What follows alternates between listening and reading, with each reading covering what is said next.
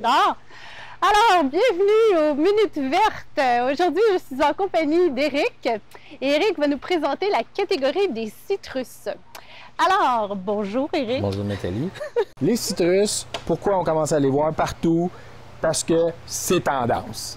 Puis on rit plus. Ah, ben, coupé. Faut dire, c'est mon chum. C'est une entreprise familiale. OK, coupe ça, c'est parti. OK. Mais là, je viens de toucher mon micro. OK, on recommence. Mais c'est parce que le fameux alors, qu'est-ce que je peux dire d'autre? Ma belle-sœur est là. Vas-y. OK. Mais là, faut pas que tu y ailles avec ton crayon puis super. C'est pas une présentation devant les marchands. Vas-y, on s'en fout. OK, go. On recommence, là. Bonjour, bienvenue aux Minutes Vertes. Je suis en présence de Éric qui va nous présenter la catégorie aujourd'hui des citrus. Les citrus, bonjour Nathalie, les citrus, c'est tendance. C'est pour ça que vous les voyez de plus en plus. Il y a 5-10 ans, c'était plutôt marginal et aujourd'hui, on a un très bon producteur en Floride qui fait une très bonne production de qualité puis qui est capable de nous amener plusieurs variétés de citrus qui sont aussi extraordinaires les uns que les autres. On les présente? On les présente. Notre premier Donc, coup de cœur. Ici, en avant, c'est le calamondin, c'est ça? Oui, tout à fait. Parfait. Alors, le calamondin, il est très productif, facile à faire produire. Ça fait vraiment un petit fruit qui est non seulement décoratif, mais un peu amer. Comme fruit. Comme fruit pour mettre dans les salades ou les gens qui sont bons dans la cuisine. Lui, sa particularité, c'est qu'il peut être gardé à l'intérieur en tout temps. Exact. T'as fait tes devoirs, Nathalie. Bravo.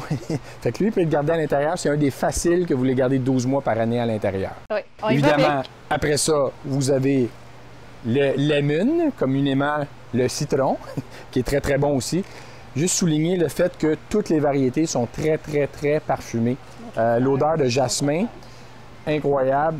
Ça peut vraiment là, avoir une odeur extraordinaire dans une pièce complète. Très puissante. Magnifique. Évidemment, mon préféré, la lime. Pourquoi mon préféré? Parce que ça va très bien dans la cerveza, por favor. Alors, voilà. Puis c'est surprenant comment ça peut produire aussi. D'avoir vos propres limiers. Et moi, j'ai mon coup de cœur. Et le coup de cœur, un peu moins connu. Le kumquat. Le kumquat, exactement, qui a une feuille panachée. Je vous dirais, dans toutes les citrus, c'est probablement la variété qui est la plus décorative. Elle est aussi très vigoureuse. Le kumquat, là, j'ai fait mes devoirs, effectivement, c'est comestible. Même la peau est comestible et on peut le couper en tranches fines dans des salades. Ça va très bien se marier avec la roquette. Oui. La roquette, les endives, ça peut donner un bon petit goût. Moi, ma question, Éric, là, est-ce que dès que je m'achète ça en tant que cliente, j'arrive ici, je me pars avec une lime et puis un kumquat, est-ce que je peux espérer d'avoir déjà une production cette année? Donc, cet oui, été... Nathalie, crois-le pas. Quand tu as une fleur, c'est parce que tu as un fruit qui s'en vient. Oui, mais là, je vois des fleurs. Donc, choisissez des en fleurs. Choisissez des plants en fleurs. Il n'y aura pas de choc de transplantation. Les fleurs ne vont pas tomber. Ils ne vont pas tomber en s'en allant dans l'auto. Ce qu'il faut faire attention à ce temps-ci de l'année, c'est s'assurer qu'il n'y a pas de choc thermique. Ça veut dire quand vous les amenez dans votre voiture, on les emballe bien comme il faut, surtout s'il fait en bas de 10-15 degrés.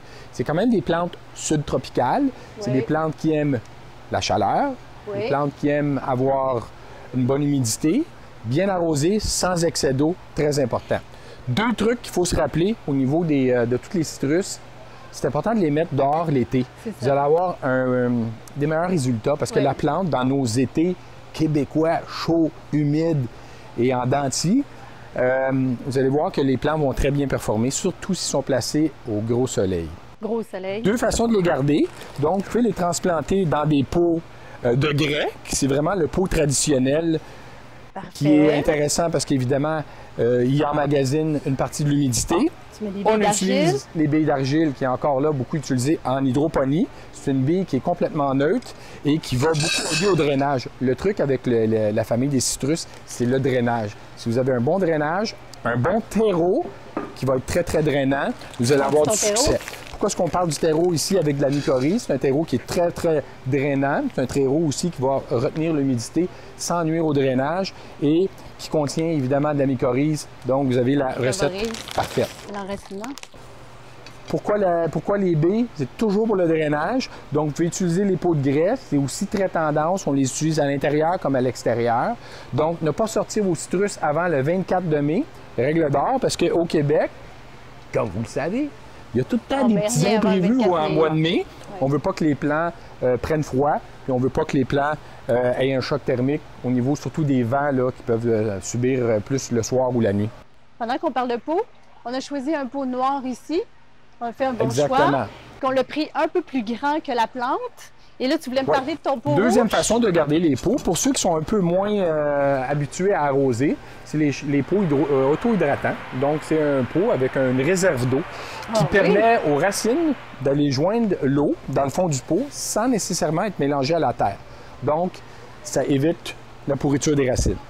Si vous partez pour des longues périodes, vous avez une période... Ça veut dire quoi pour toi, une longue période? Plus d'une semaine? Plus d'une semaine, 10 jours, où vous n'êtes pas certain de pouvoir arroser vos plantes, bien, vous avez un bac ici qui va vous servir un peu de pouvoir tampon pour le potentiel manque d'eau au niveau de si vous ne pouvez pas arroser pendant votre absence. Les citrus, je les ai. On est rendu au mois de juin. Est-ce que je leur donne de la nourriture?